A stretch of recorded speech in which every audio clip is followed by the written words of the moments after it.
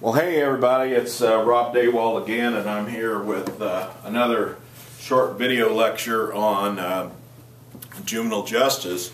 And this one is, the topic is juvenile detention.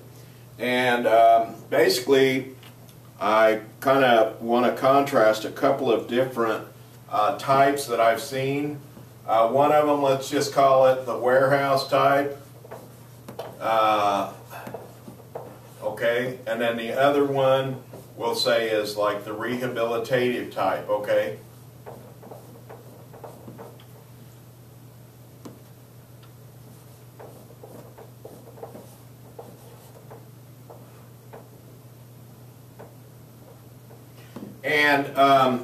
And you can probably figure out what I'm saying just by looking at it.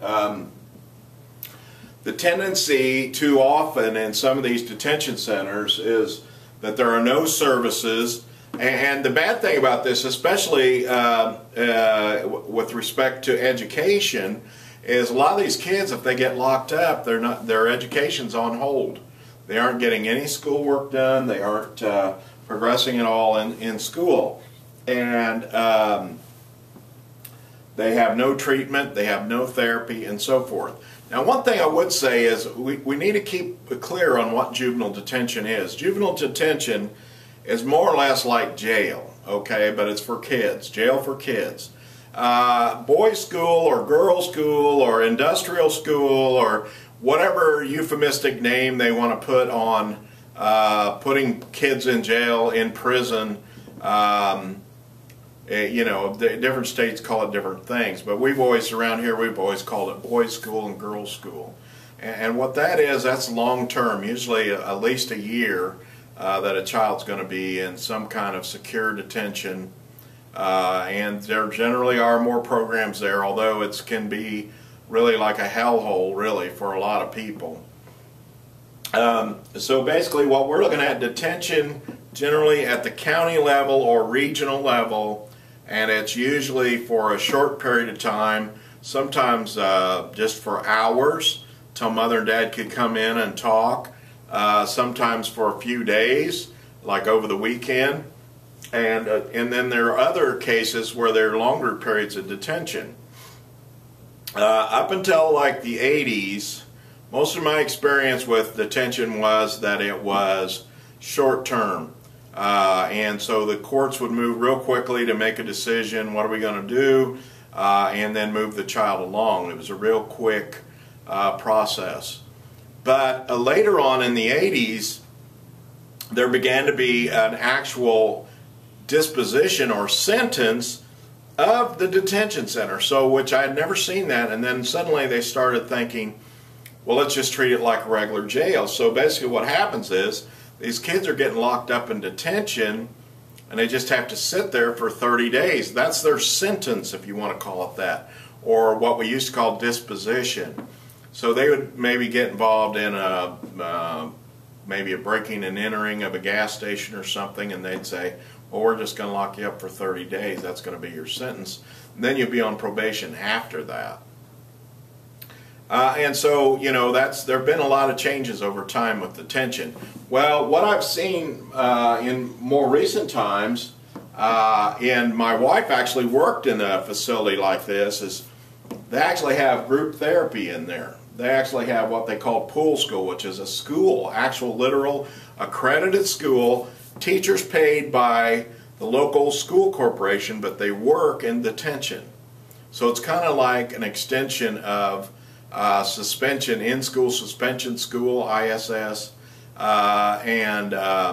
so what ends up happening is that the teacher is paid by the community schools but spends his whole day, every day, in detention, teaching kids. And I tell you, that's kind of like a roller coaster, because you get some good ones in there, you get some bad ones. There's a lot of turnover, because a lot of people don't want to be locked, you know, behind four walls. With kids. I mean, they kind of want to, that's a stepping stone. They want to get in there, get a job in the school corporation. It's the only job available, so they take that job. Something else opens up, they want to immediately move over to it. So it's tough to find somebody that's going to have the staying power, that's going to work with these kids look at it like a mission, like this is my job, this is my career, and so they do have a lot of turnover in this. But it's better than nothing. You know, in the days before, there was no school. I mean, like I said, it would be not that bad of a deal in the summer. There's a lot of benefits because we have kids in secure detention, and we'd make them work in the garden in jobs like that where they'd sweat, you know, and maybe learn a lesson. But later on, you know, we started thinking, well, you know, these kids in the wintertime, they can't work in a garden and they're missing school, you know, so there's a lot of negatives that we were seeing with that. I worked in 2 different systems. In one system, they basically tried to free all the kids out of detention, even on the weekend, as quickly as possible, send them home with their parents, and then deal with them in a you know, a more relaxed setting later on in court. Basically, parents had to promise that they'd keep an eye on them, and then they bring them back, and then we'd sort out whether they're going to be handled informally or formally. Only the most violent offenders were kept in detention. So we had people, we had juveniles that actually hurt people, and a lot of times they'd be held there for 30 to 60 days. If they were violent enough, it was bad enough, then they would be moved on either into a mental health facility or into the adult system by waiver or transfer. So that place where I was before in Ohio, it was kind of like a warehouse, but there was a lot of turnover. So they moved people in, moved people out. Well, when I moved back to my hometown in Indiana, I found out that they were trying to do some more rehabilitative things. I've mentioned the garden before. They were involved in the garden. They had an agreement with the teacher that they would have a school teacher in there every day, and a number of different things. Then, as I said, my wife worked there in group therapy as a master's level therapist. My first experience, they had 2 psychologists really on staff, and I think they were like half-time. So they spent 20 hours a week in detention here. But mainly all they did was they did assessments in order to make that part of the court-ordered you know, report for sentencing purposes, or what we call disposition. So it wasn't really that much rehabilitation. They did have psychologists there all the time, but they didn't really get involved that much in therapy, more just in assessment. And the other experience that I had in Indiana, they actually had a therapist and a psychologist. The psychologist was only there maybe 4 hours a week, but my wife was there like every day for 4 hours, so 16, 20 hours a week, and different group therapy sessions. My wife would teach school all day and then go in there and work with them in the afternoon.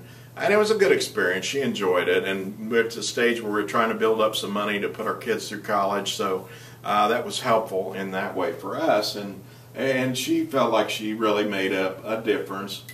And so basically what we're looking at is there's different systems at work all the time. Now what you're going to be asked to do in your first discussion board in 8.1 would be to just find out what's going on in your community. You know, tell us a little bit about what you guys do about secure detention.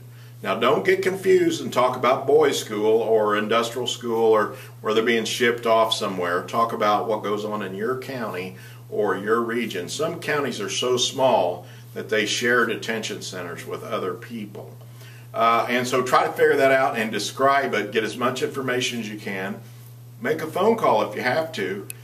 Stop by there, just ask somebody, do an interview, and then write this up and put it in as your discussion. Then we're going to compare all the different counties around the country, and I'm going to make a post like this too. And of course some of mine you're getting from my comments here is that there's obviously, I'm tipping you that there's going to be different kinds of detention. Some see detention as a short-term thing, very low in services. Others see it as a more possible long-term, but with more services in terms of rehabilitation. So hey, take some time, look through this, and then in the 8.2, the second discussion, what we're going to do there is compare this to some set places that the people that created the course thought up. So look at that carefully, and then you're going to compare not just yours to another student, but now you're going to compare them to some set different types of facilities around the country. So give it all a look. Always feel free to get a hold of me if you got questions through the tools part of the course. Glad to answer any questions if I can. So hey, pleasure talking to you again. I hope you have a good week. And here we are, we're finishing up a course, so but really enjoyed working with you on this course. I hope that you all got something out of it. It is about my favorite subject, so basically enjoyed it very much. We'll be in touch. Take care of yourself and let us know through the discussion board how this is going. Thanks a lot.